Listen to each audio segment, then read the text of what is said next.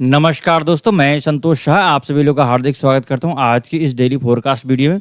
आज की इस वीडियो के माध्यम से हम जानने का प्रयास करेंगे कि आज हम गोल्ड को कहां से सेल और बाय कर सकते हैं, कौन-कौन सा इंपॉर्टेंट लेवल है, इन सभी चीज़ों को डिटेल से समझने का प्रयास करेंगे। चार्ट के माध्यम से लेवल्स को समझेंगे और फॉरेक्स फैक्ट्री के माध्यम से समझेंगे कि आज के दिन में क्या मेजर इवेंट है। आज बहुत ही हाई इम्पैक्ट का न्यूज़ है, न एनएफपी का न्यूज़ है, बहुत ही ज़बरदस्त आज के दिन में मार्केट में वॉलेटिलिटी होने का संभावना है, इसलिए बहुत ही शानदार प्रकार से और सावधानीपूर्वक ट्रेड को अंजाम देना पड़ेगा।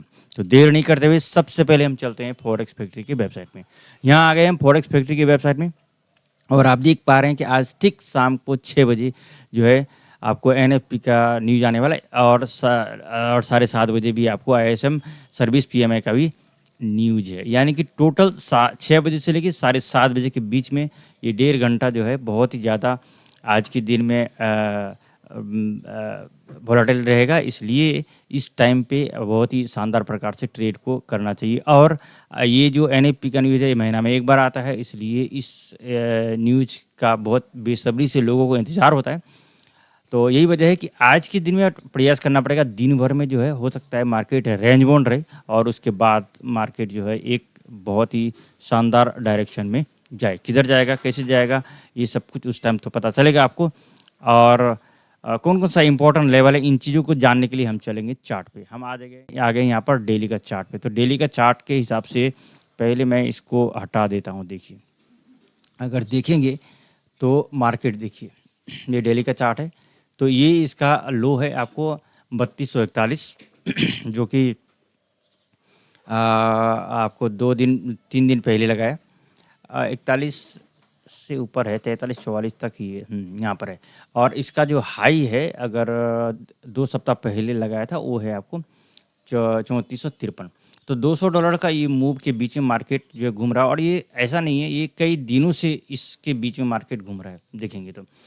अब क्या है कि इसका जो जितना ज़्यादा डाउन साइड आया था उसका रिट्रेसमेंट लगभग कंप्लीट हो गया, 51% से ज़्यादा जा चुका है। और इसका जो 75 वाला जो एरिया था वो इसका 72 से 75 वाला जो एरिया था वो था इसका 61%। तो ये मार्केट 66-67 से वापस आया, इसका मतलब है कि लगभग ये रिट्रेसमेंट पूरा कर चुका है।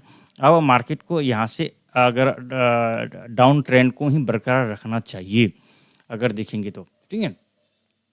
तो अब हम इस चाय में जो हम लेवल्स है वो लगाते हैं। देखिए, तो कल का जो हाई है मार्केट में देखेंगे तो कल का हाई है ये आपको 3366 और कल नहीं, आज का हाई है, आज का हाई है 3366 और कल का जो लो है आपको 3327 है।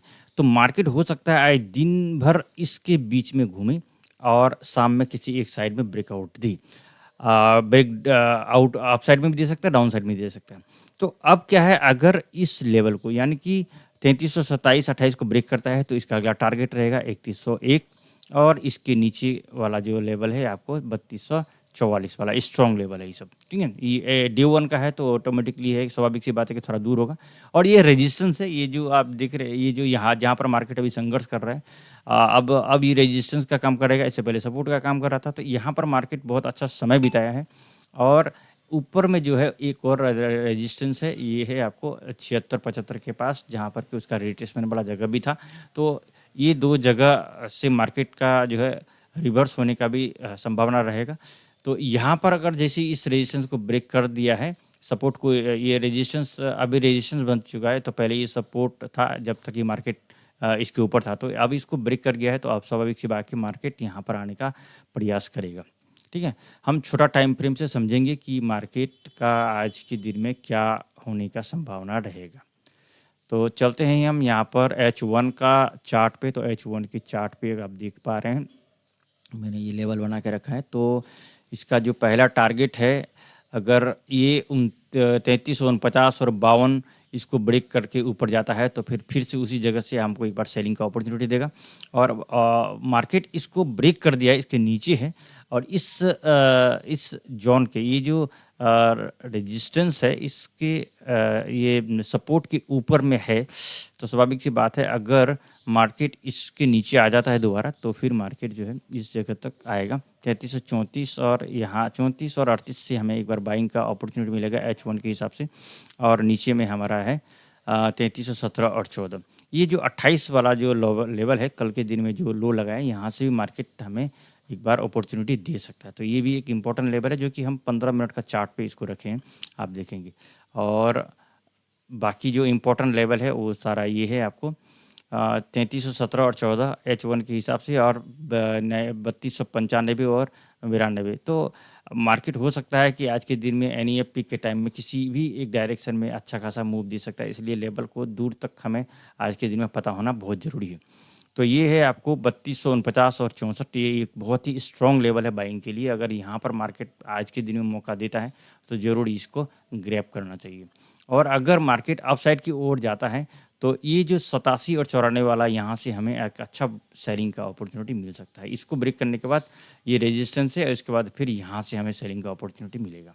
ठीक है, हम M15 के हिसाब से देखेंगे तो M15 के हिसाब से जो है यहाँ पर आपको एक ये लेवल मैंने बाइंग स्कैल्पिंग के लिए रखा है 30 से 27 तक के बीच में। यहाँ पर अगर इसको ब्रेक करता है तो फिर 17 और 14 है ऑलरेडी, जो H1 में भी है, और यहाँ पर आपको 3304 और 3302 के बीच में है, और यहाँ पर 3295 92 H1 में भी है, और ये एक रेजिस्टेंस है आपको 88 का। अगर इसको ब्रेक किया तो फिर मार्केट यहाँ पर आ जाएगा। तो ये सारा जोन आपको पता होना चाहिए आज के दिन में। इन जोन को जो है लेवल आपको पता होना चाहिए, इसके हिसाब से आप प्लान करेंगे तो आपको आज के दिन में थोड़ा सा बड़ा और दूर तक का आपको रखना ज़रूरी है, ताकि आप उसी हिसाब से प्लानिंग कर सकते हैं। तो M15 में भी आपको 3378 से 82 के बीच में एक अच्छा सेलिंग का अपॉर्चुनिटी मिल सकता है अगर मार्केट यहाँ पर आता है तो इस वक्त मार्केट क्या कर सकता है, तो इस यहाँ पर संघर्ष कर रहे हैं। अगर जब तक इसके नीचे है तो मार्केट यहाँ आने का प्रयास करेगा और यहाँ तक आने का प्रयास करेगा। यहाँ से एक अच्छा बाइंग का अपॉर्चुनिटी मिल सकता है स्कैल्पिंग के लिए। ठीक है, अगर 34 से 38 के बीच में यहाँ पर आता है तो। और ये तो कल का डे का लो है, यहाँ से तो आपको अपॉर्चुनिटी मिलेगा ही मिलेगा अगर यहाँ से आता है तो हर जोन पे एक बार तो ज़रूर काम करेगा। दोबारा आए तो वहाँ पर आप एंट्री मत कीजिए, पहली बार जब आता है तो ज़रूर उस पर एंट्री करना चाहिए। तो ये है M15 के हिसाब से चार्ट। अब हम चलेंगे DXY पे। तो DXY में डे का जो कैंडल है देखेंगे, कल के दिन में एक उल्टा हैमर बना है।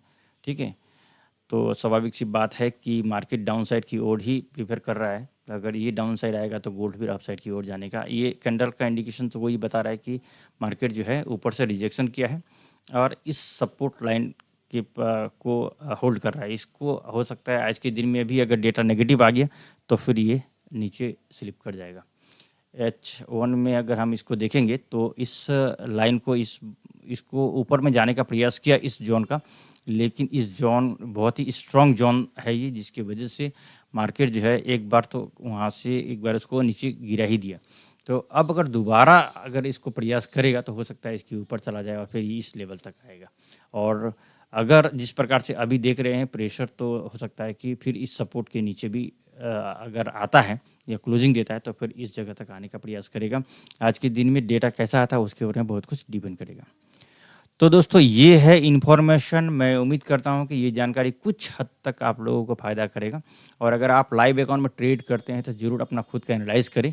मेरा ये वीडियो बनाने का उद्देश्य है कि आप लोग कुछ सीख सके, एजुकेशन पर्पज़ से मैं इस वीडियो को बनाता हूँ।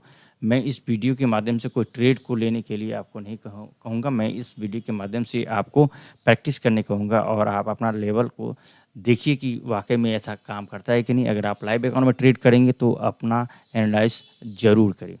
अगर आप लोगों ने यहाँ तक धैर्यपूर्वक वीडियो को देखा है तो आप सभी लोगों को हृदय की गहराई से बहुत बहुत धन्यवाद।